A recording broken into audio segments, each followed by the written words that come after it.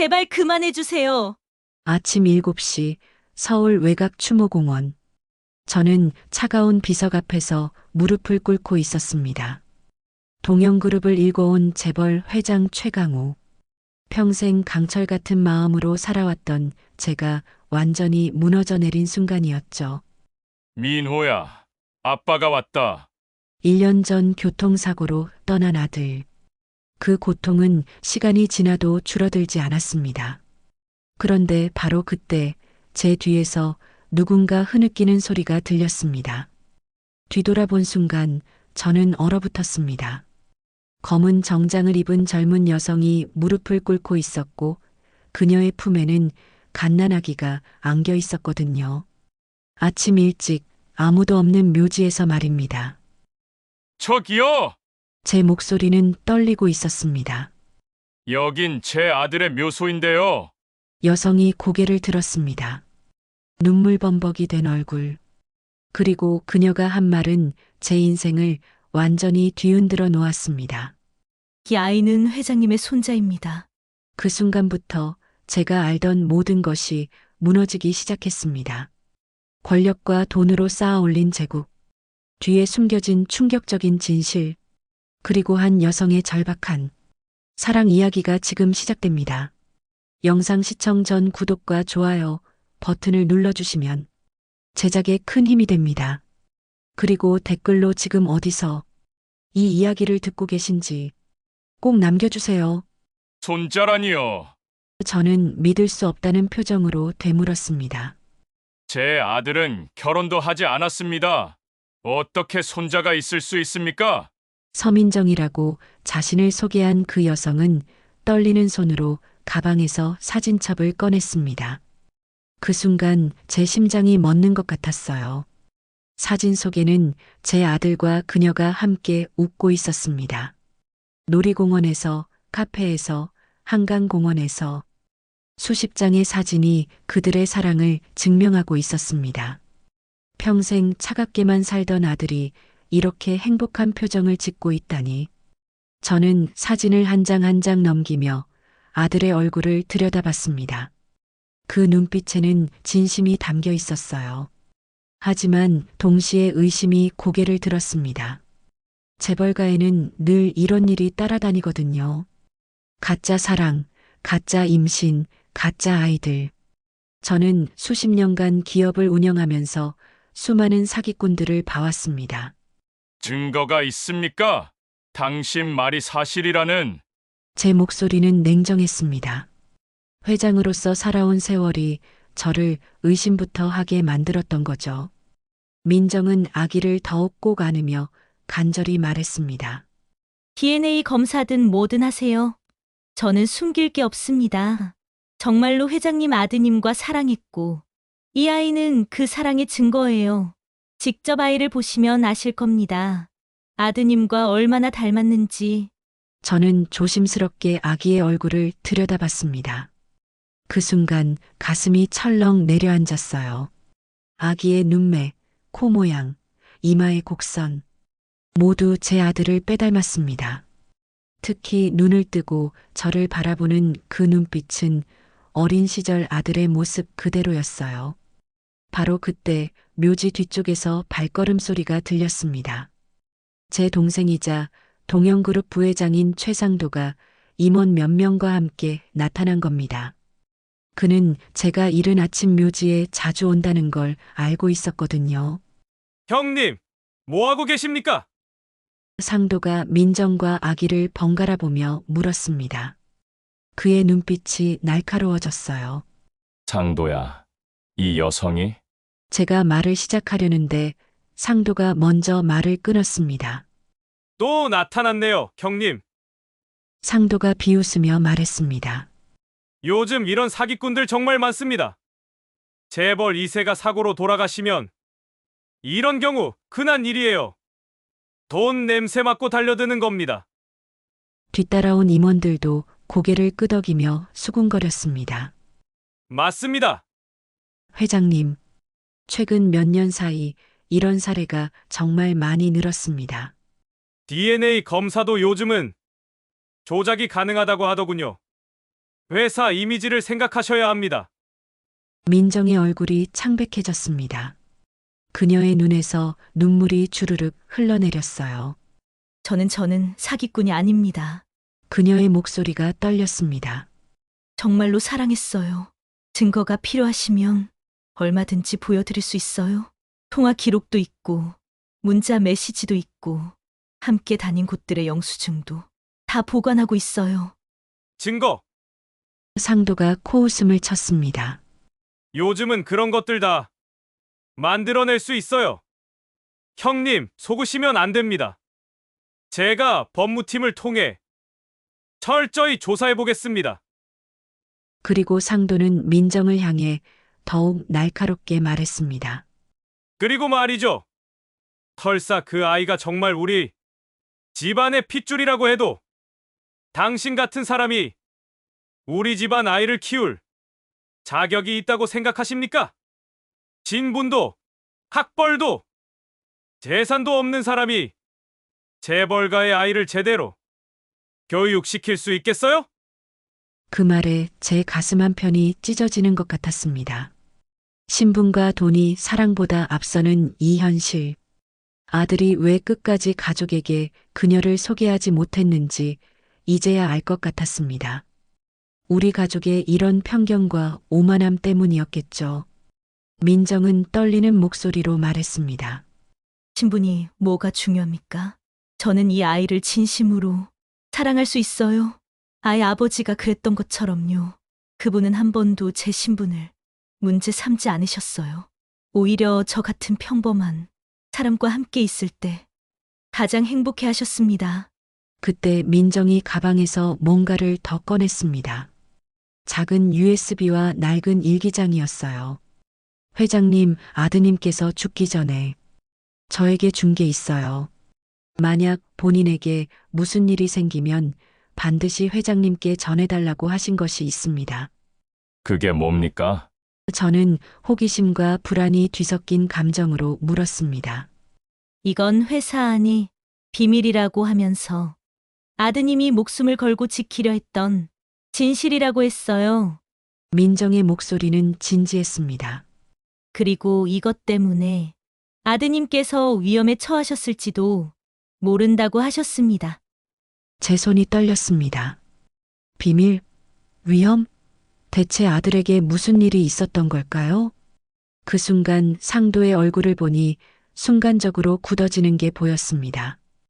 0.1초도 안 되는 짧은 순간이었지만 저는 그걸 놓치지 않았어요. 형님, 상도가 급하게 말했습니다. 저런 것도 다 조작할 수 있어요. 속지 마십시오. 아마 회사 기밀을 빼내려는 산업 스파이일 수도 있습니다. 이런 경우 경찰에 신고해야 합니다. 하지만 저는 이미 직감하고 있었습니다. 아들의 죽음 뒤에 뭔가 더 큰 비밀이 숨어 있다는 것을. 그리고 그 답은 민정이 들고 있는 USB 안에 있을 거라는 것을요. 동생의 당황한 표정이 오히려 민정의 말이 진실일지도 모른다는 생각을 들게 했습니다. 민정 씨, 제가 차분하게 말했습니다. 내일 오전 10시 회사로 오십시오. 저와 단둘이 이야기를 나눕시다. 그 USB와 일기장, 그리고 다른 증거들을 모두 가지고 오세요. 형님, 상도가 반대했습니다. 이런 사람을 회사로 들이시면 상도야, 저는 동생을 똑바로 쳐다봤습니다. 내 아들의 일이다. 내가 판단하겠다. 민정이 고개를 끄덕였습니다. 아기는 여전히 그녀의 품에서 평온하게 잠들어 있었어요. 그 작은 생명이 곧 거대한 제국의 운명을 바꿀 중심에 서게 될 줄은 그땐 아무도 몰랐습니다. 다음 날 오전 10시 회의실은 긴장감으로 가득했습니다. 민정은 약속대로 나타났고 여전히 아기를 품에 안고 있었어요. 밤새 잠을 못 잤는지 얼굴에는 깊은 피로가 배어 있었지만 그녀의 눈빛만큼은 흔들림이 없었습니다. 앉으세요. 제가 말했습니다. 비서에게 다른 사람들은 들어오지 못하게 하라고 지시했어요. 이 이야기는 아무도 들어서는 안 될 것 같았거든요. 회장님, 정말로 이것들을 보시겠어요? 민정이 USB와 일기장을 제 앞에 놓으며 물었습니다. 그녀의 손이 떨리고 있었어요. 한번 보시면 돌이킬 수 없을지도 몰라요. 회장님께서 평생 믿어오신 것들이 무너질 수도 있습니다. 저는 단호하게 고개를 끄덕였습니다. 보겠습니다. 내 아들이 무엇을 지키려 했는지, 그리고 왜 목숨을 잃어야 했는지 알고 싶습니다. 진실이 아무리 고통스럽다 해도 모르고 사는 것보다는 낫습니다. USB를 컴퓨터에 꽂자 수십 개의 폴더와 파일이 나타났습니다. 엑셀 파일, PDF 문서, 스캔한 서류들, 녹음 파일까지 아들이 얼마나 치밀하게 증거를 모았는지 알 수 있었습니다. 첫 번째 파일을 열었습니다. 회사 계좌의 거래 내역이었어요. 제가 전혀 모르는 계좌들로 거액의 돈이 빠져나가고 있었습니다. 10억, 20억, 30억. 금액이 점점 커지고 있었어요. 페이퍼 컴퍼니를 거쳐 어딘가로 흘러가는 돈들. 두 번째 파일을 열었습니다. 그 돈들의 최종 목적지였습니다. 해외 계좌, 부동산 거래, 비자금 조성, 그리고 모든 거래의 승일란에는 한 사람의 이름이 반복해서 나타났습니다. 최상도. 이건 제 목소리가 떨렸습니다. 믿을 수 없었어요. 제 동생이 평생을 함께 회사를 일궈온 동생이 이런 짓을 하고 있었다니. 더 있습니다. 민정이 조용히 말하며 다음 파일을 열었습니다. 녹음 파일이었어요. 재생 버튼을 누르자 상도의 목소리가 들렸습니다. 형은 너무 고지식해. 회사 돈 좀 빼서 뭐 어때? 우리가 회사 키운 거 아냐? 이번 프로젝트에서 30억 정도는 빼돌릴 수 있을 거야. 감사팀. 걱정 마, 내가 다 조작해놨어. 제 손이 떨렸습니다. 이건 단순한 실수나 일시적인 일탈이 아니었어요. 수년간 계획적이고 조직적으로 회사 돈을 빼돌려온 거였습니다. 민정은 일기장을 펼쳤습니다. 아들의 필체였어요. 손글씨를 보는 순간 가슴이 미어졌습니다. 2024년 3월 15일. 오늘 삼촌의 비자금 계좌를 발견했다. 금액이 너무 크다. 수백억 원이 넘는다. 어떻게 해야 할지 모르겠다. 아버지께 말씀드려야 하지만 삼촌은 가족이다. 이 일이 공개되면 회사 전체가 흔들릴 것이다. 2024년 4월 22일. 민정이가 임신했다는 소식을 들었다. 너무 기쁘다. 하지만 동시에 두렵다. 우리 아이가 태어날 세상이 정의롭지 못하다면 어떡하지? 나는 이 비리를 반드시 바로잡아야 한다. 우리 아이만큼은 떳떳한 세상에서 자라게 해주고 싶다. 2024년 6월 10일. 삼촌이 나를 의심하고 있는 것 같다. 오늘 회의에서 이상한 질문을 몇 번 했다. 증거들을 더 안전한 곳에 숨겨야겠다. 민정에게 맡기는 게 가장 안전할 것 같다. 2024년 7월 3일. 오늘 누군가 나를 미행하는 것을 발견했다. 삼촌이 보낸 사람일까? 두렵다. 하지만 물러설 수 없다. 다음 주에 아버지께 모든 것을 말씀드릴 것이다. 마지막 페이지였습니다. 사고가 일어나기 이틀 전에 쓴 글이었어요. 2024년 7월 18일. 내일 아버지를 뵙기로 했다. 모든 증거를 보여드리고 삼촌을 고발하겠다고 말씀드릴 것이다. 민정아, 만약 내게 무슨 일이 생기거든 이 일기장과 USB를 꼭 아버지께 전해줘. 그리고 우리 아이를 부탁한다. 사랑한다. 저는 더 이상 참을 수 없었습니다. 눈물이 쏟아졌어요. 아들이 이런 무서운 비밀을 혼자 짊어지고 있었다니. 얼마나 외롭고 힘들었을까요? 얼마나 고민했을까요? 가족과 정의 사이에서 얼마나 갈등했을까요? 교통사고가 아니었군요.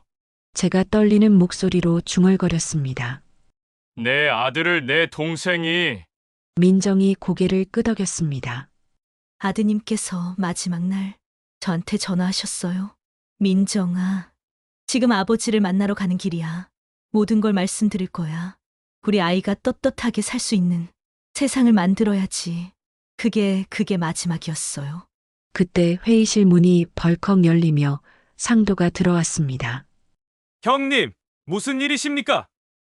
비서가 아무도 들어가지 말라고 해서. 그의 시선이 모니터 화면에 닿았습니다. 화면에는 그의 비자금 계좌 내역이 떠 있었어요. 상도의 얼굴이 순간 새하얗게 변했습니다. 형님, 그게 그가 말을 더듬었습니다. 상도야. 저는 천천히 일어섰습니다. 평생 함께한 동생이었지만 이제는 낯선 사람처럼 느껴졌어요. 이게 뭐냐? 잠시 침묵이 흘렀습니다. 상도는 당황한 표정으로 민정을 쳐다봤다가 다시 저를 봤습니다. 그리고는 갑자기 태도가 바뀌었어요. 형님, 저 여자의 말을 믿으시는 겁니까? 상도가 비웃으며 말했습니다. 이런 자료들은 얼마든지 조작할 수 있어요. 요즘 딥페이크 기술이 얼마나 발전했는데요. 조작! 저는 일기장을 들어 올렸습니다. 이 글씨를 봐라. 20년 넘게 지켜본 내 아들의 글씨를 내가 모르겠냐? 매년 생일마다 손편지를 보내던 그 글씨를. 상도의 얼굴에서 가면이 조금씩 벗겨지기 시작했습니다. 형님, 그의 목소리가 낮아졌어요. 세상은 이상으로 돌아가는 게 아닙니다. 현실을 보세요. 돈과 권력이 있는 사람이 진실을 만드는 겁니다. 너 설마 제 목소리가 떨렸습니다. 내 아들까지 내가. 상도는 잠시 저를 노려보다가 냉소적으로 웃었습니다. 사고는 사고일 뿐입니다.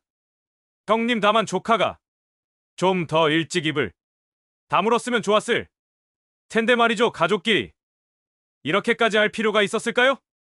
그 순간 저는 모든 것을 이해했습니다. 아들의 죽음이 단순한 교통사고가 아니었다는 것을, 제가 평생 믿었던 동생이 제 아들을 죽인 것이나 다름없다는 것을. 이 악마 같은 놈! 저는 책상을 내리치며 소리쳤습니다. 당장 나가! 경찰을 부르겠다! 상도는 비웃으며 말했습니다. 경찰. 형님, 정말 그러시겠어요? 이 일이 알려지면 동영그룹은 끝입니다. 주가는 폭락하고 수천 명의 직원들이 일자리를 잃을 겁니다. 그래도 괜찮으시겠어요? 민정이 아기를 꼭 안으며 떨리는 목소리로 말했습니다. 회장님, 아드님께서 마지막까지 믿으신 건 오직 회장님 뿐이었어요. 그리고 말씀하셨어요. 아버지만이 이 회사를 바로잡을 수 있다. 아버지는 정의로운 분이시니까. 라고요. 그 말이 제 마음을 움직였습니다. 아들이 저를 믿었다고요.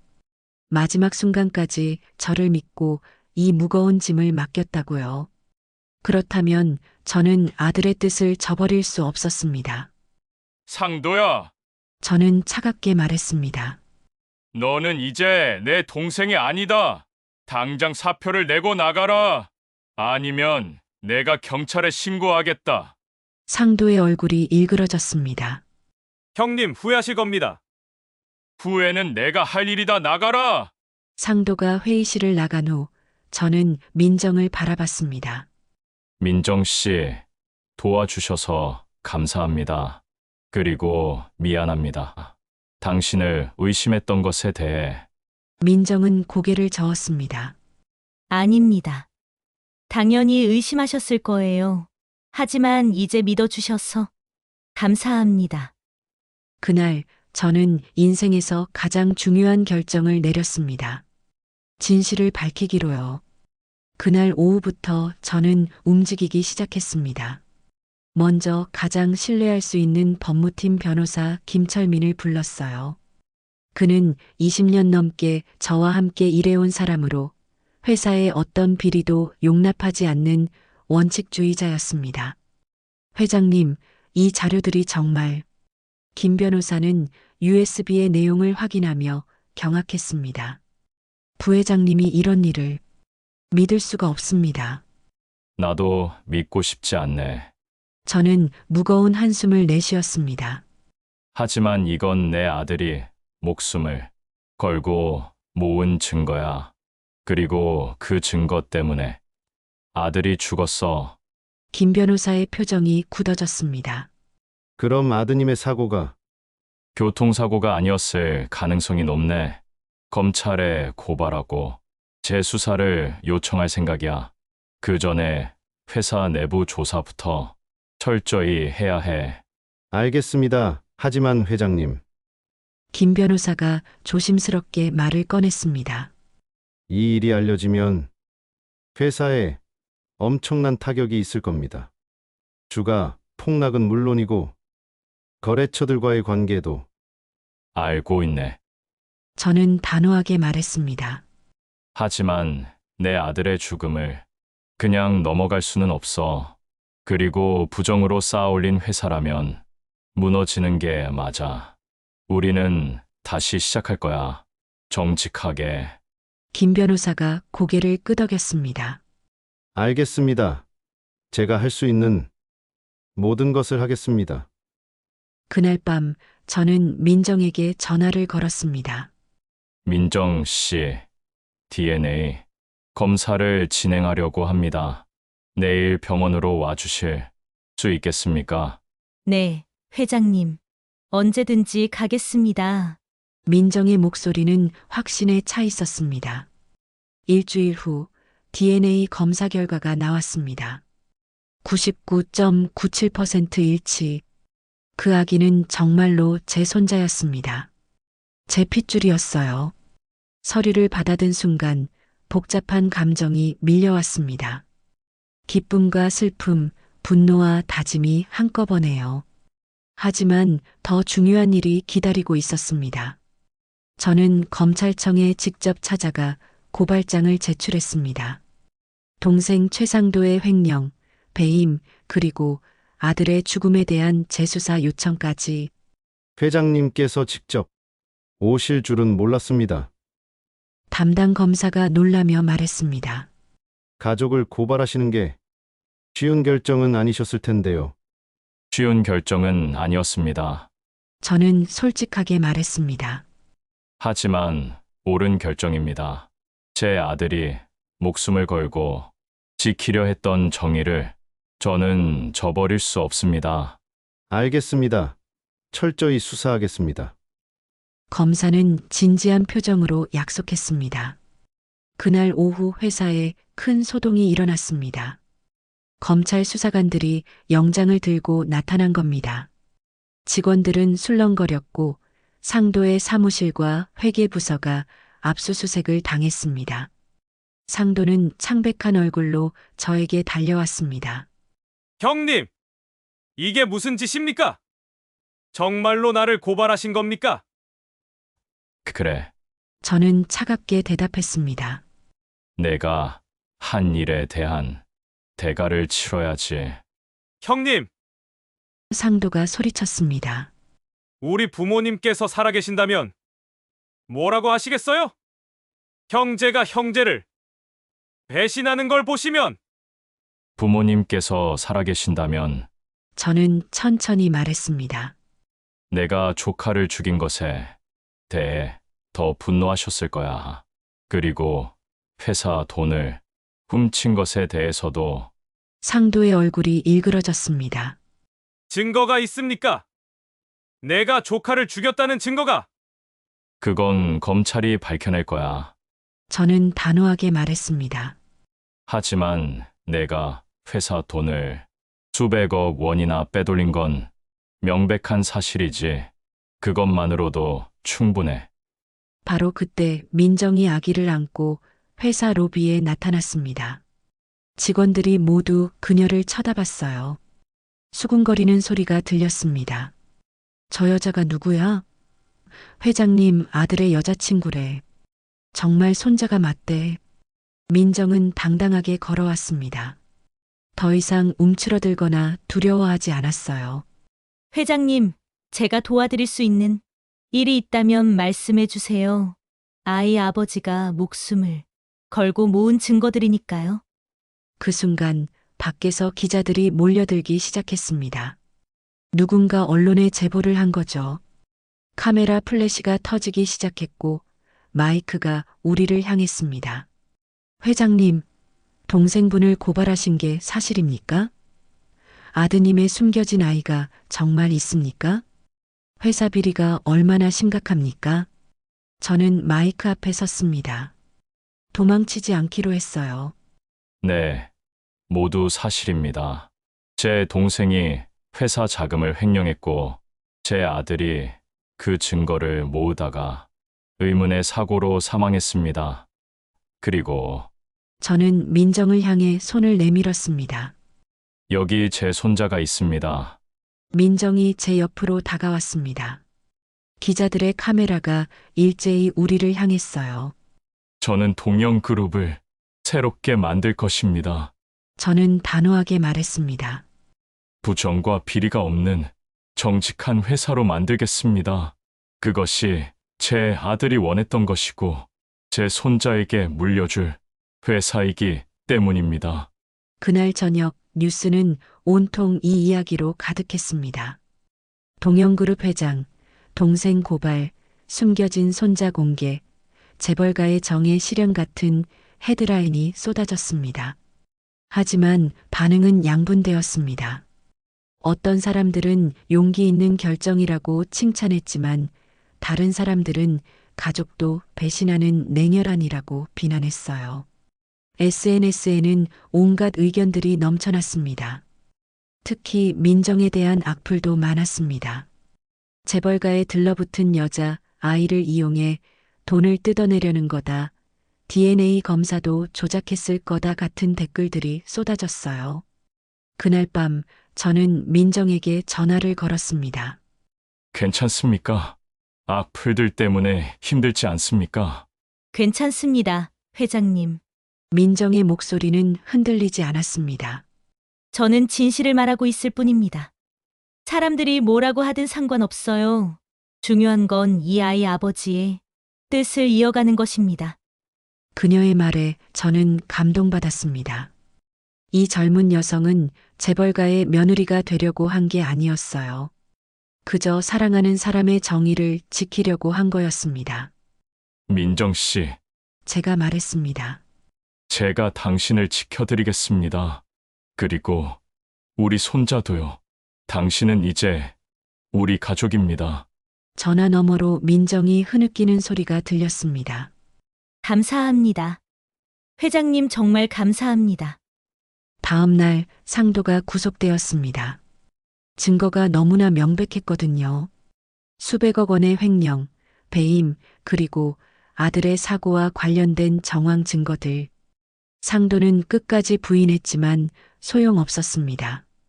법정으로 끌려가는 상도를 마지막으로 봤을 때 그는 저를 노려보며 말했습니다. 형님, 후회하실 겁니다. 회사가 무너지는 걸 보게 될 거예요. 하지만 저는 후회하지 않았습니다. 이것이 옳은 일이라는 걸 알고 있었으니까요. 그날 늦은 오후 저는 아들의 묘지를 찾았습니다. 비석 앞에 무릎을 꿇고 말했어요. 민호야, 아빠가 내 뜻을 이어받았다. 내가 목숨을 걸고 지키려 했던 정의를 아빠가 완성할게. 그리고 내 아들을 우리 민준이를 잘 키울게. 내가 꿈꿨던 떳떳한 세상에서 자랄 수 있도록 할게. 바람이 불어왔습니다. 마치 아들이 대답하는 것 같았어요. 감사합니다, 아빠. 저는 아빠를 믿었어요. 3개월 후 재판이 시작되었습니다. 서울중앙지방법원 대법정은 기자들과 방청객들로 가득 찼어요.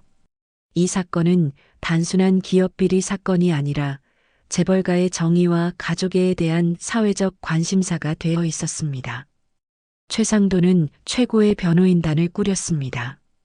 그들은 회장의 동생에 대한 보복, 증거 조작 가능성, 가족 간의 사적 갈등 등을 주장하며 적극적으로 방어했어요.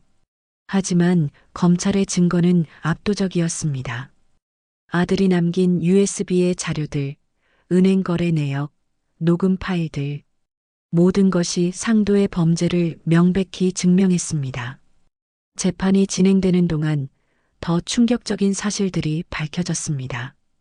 수사 과정에서 아들의 차량 블랙박스 복원에 성공한 거예요. 그리고 그 영상에는 사고 당일 피해자의 차량이 갑자기 브레이크가 작동하지 않았다는 정황이 포착되었습니다. 검사가 법정에서 발표했습니다. 정비 기록을 확인한 결과 사고 하루 전 피고인의 지시로 정비소에 입고되었다는 사실이 확인되었습니다. 법정이 술렁거렸습니다. 상도의 얼굴이 창백해졌어요. 그리고 그 정비소 직원의 증언을 확보했습니다. 피고인이 직접 전화로 브레이크 라인에 문제가 생기도록 조치하라고 지시했다는 진술입니다. 거짓말입니다. 상도가 소리쳤습니다. 그건 모함이에요. 증거가 어디 있습니까? 증거는 여기 있습니다. 검사가 녹음 파일을 재생했습니다. 상도의 목소리가 법정에 울려 퍼졌어요. 내 조카 차 좀 봐줘. 브레이크에 문제가 생기게 해 하지만 티나면 안 돼. 자연스러운 고장처럼 보이게. 법정은 충격에 빠졌습니다. 방청석에서 탄식이 터져 나왔어요. 저는 눈을 감았습니다. 이제 더 이상 의심의 여지가 없었어요. 제 동생이 제 아들을 죽인 겁니다. 민정은 증인으로 출석했습니다. 그녀는 아기를 맡기고 혼자 법정에 섰어요. 떨리는 목소리였지만 그녀의 증언은 명확했습니다. 아드님께서 마지막 날 아침에 전화하셨어요. 민정이 말했습니다. 민정아, 오늘 아버지를 만나러 갈 거야. 삼촌의 비리를 모두 말씀드릴 거고, 우리 아이가 떳떳하게 살 수 있는 세상을 만들어야 하니까 그게 마지막이었습니다. 그리고 아드님께서 남기신 게 있습니다. 민정이 계속 말했습니다. 제게 이렇게 말씀하셨어요. 만약 내게 무슨 일이 생기면 이 증거들을 아버지께 꼭 전해줘. 아버지는 정의로운 분이시니까 반드시 옳은 일을 하실 거야. 그리고 우리 아이에게 말해줘. 아빠는 옳은 일을 하다가 간 거라고. 법정은 숙연해졌습니다. 많은 사람들이 눈물을 흘렸어요. 저도 참을 수 없었습니다. 아들이 저를 그렇게 믿었다니, 그렇게 높이 평가했다니. 변호인이 민정을 추궁했습니다. 증인은 피해자와의 관계를 입증할 다른 증거가 있습니까? 단지 사진과 증언만으로는 부족합니다. 있습니다. 민정이 단호하게 말했습니다.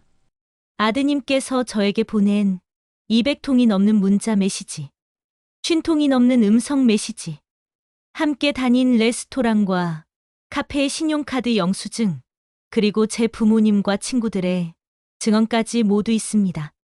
검찰은 그 모든 증거를 법정에 제출했습니다. 아들의 문자 메시지들을 읽는 것은 고통스러웠지만 동시에 감동적이었어요. 민정아, 오늘 회의에서 또 삼촌의 이상한 거래를 발견했어. 이걸 어떻게 해야 할까? 고민이 많아. 민정아, 우리 아기가 태어나면 가장 먼저 가르쳐주고 싶은 게 있어. 정직하게 사는 거야. 돈과 권력보다 중요한 게 양심이라는 거. 민정아, 사랑해. 너를 만난 게 내 인생에서 가장 큰 행운이야. 우리 아이도 내 성품을 닮았으면 좋겠어. 재판장도 눈시울을 붉혔습니다. 피고인에게 묻겠습니다. 이 모든 증거에 대해 할 말이 있습니까? 상도는 한참 동안 침묵했습니다. 그리고 마침내 입을 열었어요. 저는 회사를 위한 거였습니다. 형님은 너무 원칙주의자셨어요. 사업은 때로는 회색 지대에서 움직여야 하는데 형님은 그걸 이해하지 못하셨습니다. 그래서 조카를 죽였습니까? 재판장이 엄한 목소리로 물었습니다. 그건 의도한 게 아니었습니다. 상도의 목소리가 떨렸습니다. 단지 겁을 주려고 했을 뿐입니다. 입을 다물게 하려고 하지만 사고가 그만하십시오. 재판장이 말을 끊었습니다. 피고인의 진술은 범행을 자백한 것으로 간주하겠습니다. 저는 증인석에도 섰습니다. 동생을 고발한 형으로서 제 입장을 밝혀야 했으니까요. 회장님께서는 동생분을 고발하시면서 어떤 심정이셨습니까? 검사가 물었습니다. 고통스러웠습니다. 저는 솔직하게 대답했습니다. 평생을 함께한 동생이었으니까요. 부모님 돌아가신 후 서로에게 의지하며 살아왔습니다. 하지만 저는 잠시 말을 멈추고 방청석의 민정을 바라봤습니다. 그녀가 고개를 끄덕이며 격려해 주었어요. 제 아들이 목숨을 걸고 지키려 한 정의를 저는 저버릴 수 없었습니다. 가족이라는 이름으로 잘못을 덮어준다면 그건 진정한 사랑이 아니라고 생각합니다. 진정한 사랑은 상대방이 옳은 길을 걷도록 돕는 것입니다. 설사 그것이 고통스럽더라도요. 제 증언이 끝나자 방청석에서 박수가 터져 나왔습니다. 재판장이 정숙을 요구했지만 저는 그 박수 소리에 위로를 받았어요. 2주 후 판결이 내려졌습니다. 피고인 최상도는 업무상 횡령, 배임, 그리고 살인, 방조 혐의로 징역 15년을 선고합니다. 또한 횡령한 금액, 전액을 회사에 배상하고 피해자 유족에게 50억 원을 위자료로 지급하라고 명합니다. 상도는 무너졌습니다. 하지만 저는 안도감을 느꼈어요. 이제 아들의 억울함이 풀렸으니까요. 법정을 나서면서 많은 기자들이 몰려들었습니다. 회장님, 동생분의 판결에 대해 어떻게 생각하십니까? 정당한 판결이라고 생각합니다. 저는 차분하게 대답했습니다. 법은 누구에게나 공평해야 합니다. 가족이라고 해서 예외가 있어서는 안 됩니다. 후회는 없으십니까? 없습니다. 저는 단호하게 말했습니다. 오히려 이제야 제대로 된 아버지, 제대로 된 할아버지가 될 수 있을 것 같습니다. 그날 저녁 저는 민정과 손자를 만났습니다. 이제 걸음마를 시작한 민준이가 제게 달려왔어요. 할아버지, 민준이가 환하게 웃으며 제 손을 잡았습니다. 그 순간 모든 고통과 슬픔이 보상받는 것 같았습니다. 그로부터 3년이 흘렀습니다. 오늘은 민준이의 5번째 생일입니다. 저희 집 정원에는 풍선과 장식들이 가득하고 민준이의 친구들과 그 가족들이 모여 있어요. 평범하고 따뜻한 생일 파티였습니다. 할아버지, 케이크 자를 시간이에요. 민준이가 제 손을 잡아 끌며 말했습니다. 그 작은 손의 온기가 제 가슴을 따뜻하게 했어요. 촛불을 끄고 케이크를 자르는 민준이를 보며 저는 문득 3년 전 그 아침이 떠올랐습니다. 묘지에서 민정을 처음 만났던 그날. 그날이 제 인생의 전환점이었죠. 파티가 끝나고 손님들이 돌아간 후 민준이가 제게 말했습니다. 할아버지, 아빠 사진 보여주세요. 저는 거실에 사진첩을 가져왔습니다. 이제는 숨기지 않아요. 오히려 아들의 사진을 집 곳곳에 놓고 민준이에게 자주 아버지 이야기를 들려줍니다. 여기 내 아빠란다. 저는 아들이 가장 행복해 보이는 사진을 가리켰습니다. 민정과 함께 찍은 사진이었어요. 정말 용감하고 정의로운 사람이었어. 할아버지보다 훨씬 더 용감했지. 아빠는 나쁜 사람들과 싸웠어요. 민준이가 순수한 눈빛으로 물었습니다. 그래. 저는 고개를 끄덕였습니다. 나쁜 일이 일어나는 걸 보고도 모른 척하는 게 아니라 용기 있게 맞서 싸웠어. 그게 얼마나 어려운 일인지 아니? 저도 아빠처럼 용감한 사람이 될 거예요. 민준이가 작은 주먹을 불끈 쥐며 말했습니다. 그 모습에 저는 가슴이 뜨거워졌습니다. 이 아이 안에서 아들이 살아 숨쉬고 있다는 걸 느꼈거든요. 민정은 이제 완전히 우리 가족이 되었습니다. 저는 그녀에게 정식으로 며느리가 되어달라고 부탁했고, 그녀는 감동의 눈물을 흘리며 받아들였어요. 결혼식은 하지 않았지만 가족 등록부에 이름을 올렸습니다. 법적으로도 마음으로도 제 며느리가 된 거죠. 민정은 제가 만든 민호정의 재단의 이사로 일하고 있습니다. 이 재단은 아들의 이름을 딴 것으로 부정과 비리에 맞서 싸우는 내부 고발자들을 지원하고 정의로운 청년들에게 장학금을 주는 일을 합니다. 회장님, 이번에 장학생으로 선발된 학생이 50명입니다. 민정이 보고서를 보여주며 말했습니다. 모두 어려운 환경에서도 정직하게 살아가려는 아이들이에요. 잘했네. 저는 미소를 지었습니다. 우리 아들이 꿈꿨던 세상을 만들어가고 있는 거야. 동영그룹도 완전히 변했습니다.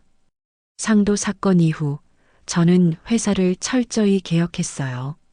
투명한 경영, 공정한 거래, 직원들의 복지 향상.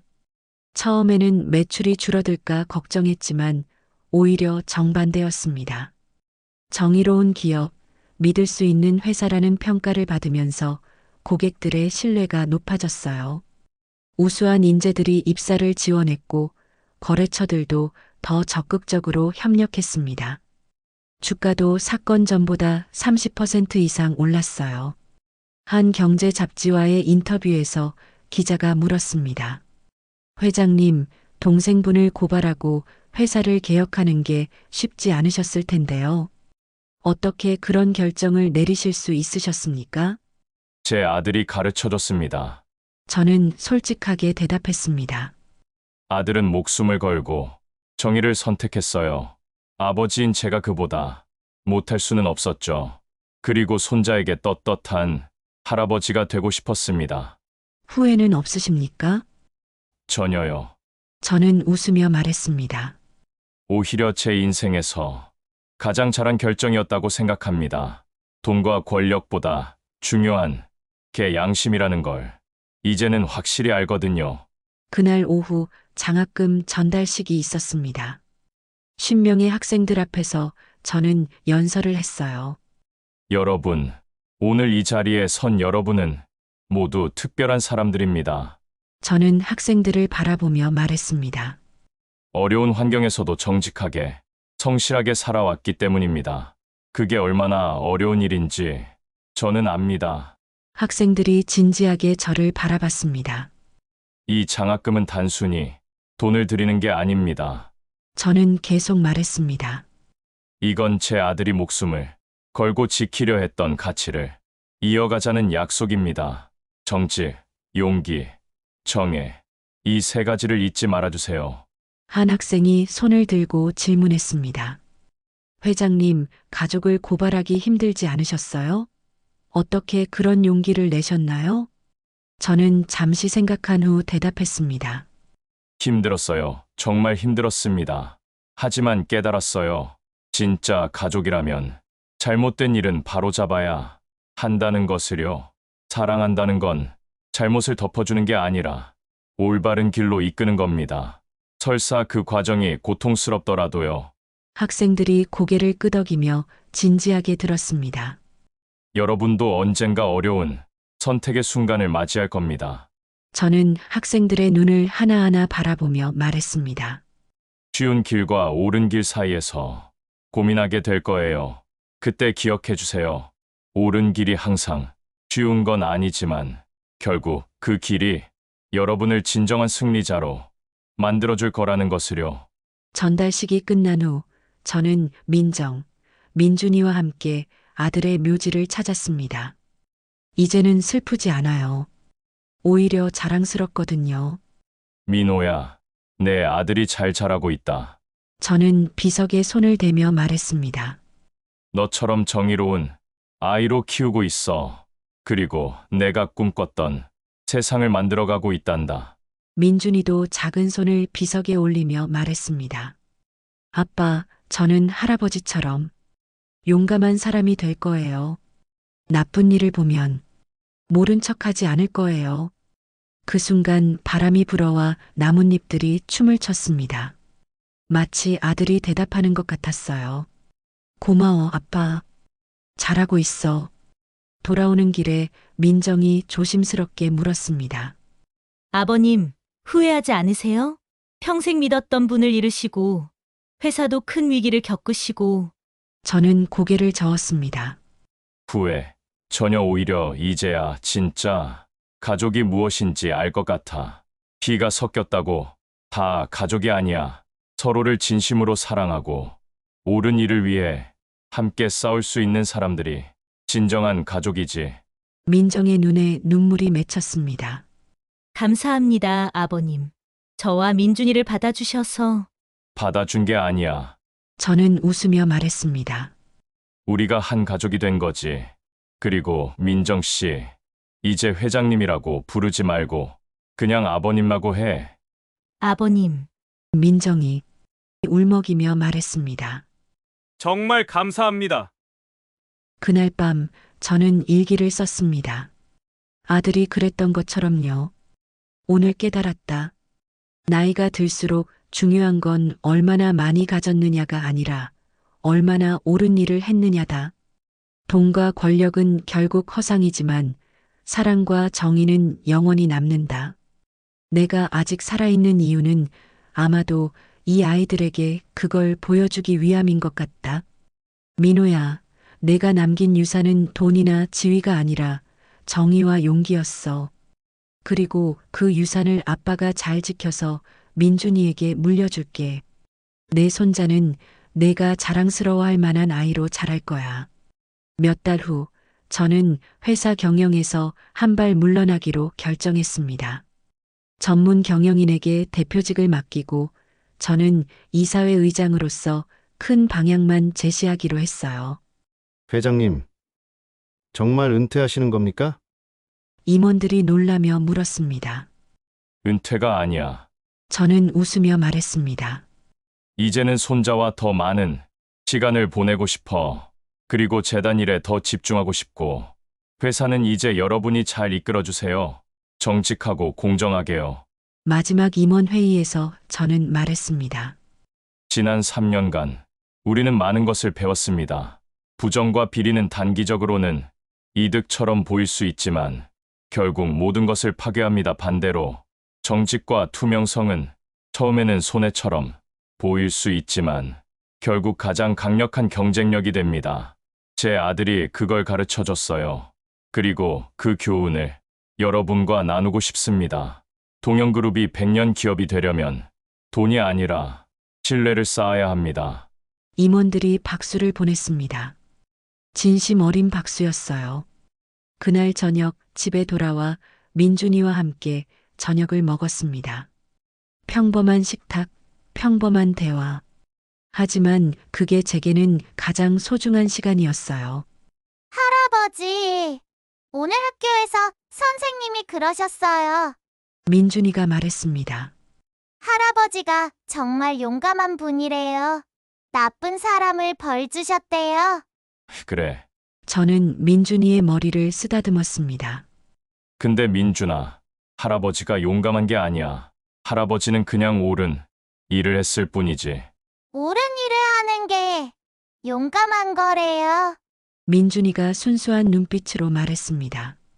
그 말에 저는 가슴이 뭉클해졌습니다.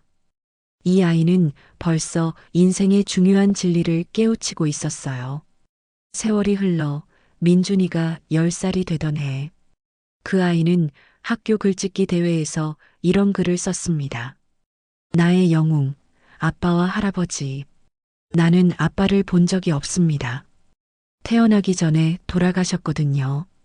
하지만 아빠를 자랑스럽게 생각합니다. 아빠는 옳지 않은 일을 보고 용기 있게 맞서 싸웠습니다. 그리고 할아버지도 용감하십니다. 가족이었지만 나쁜 일을 한 사람을 벌하셨거든요. 할아버지께서 말씀하셨습니다. 진짜 사랑은 잘못을 덮어주는 게 아니라 올바른 길로 이끄는 거란다. 나도 아빠와 할아버지처럼 정의로운 사람이 되고 싶습니다.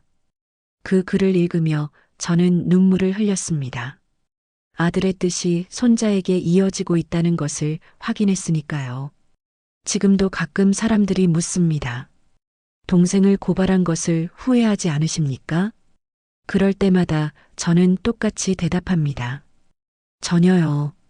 오히려 제 인생에서 가장 떳떳한 결정이었습니다. 여러분, 여기까지 제 이야기를 들어주셔서 진심으로 감사합니다. 저는 이제 70이 넘었습니다. 인생의 황혼기에 접어든 나이죠. 하지만 지금이 제 인생에서 가장 행복한 시기입니다. 왜냐하면 지금의 저는 떳떳하니까요. 권력을 가졌을 때, 돈을 많이 가졌을 때는 행복하지 않았습니다.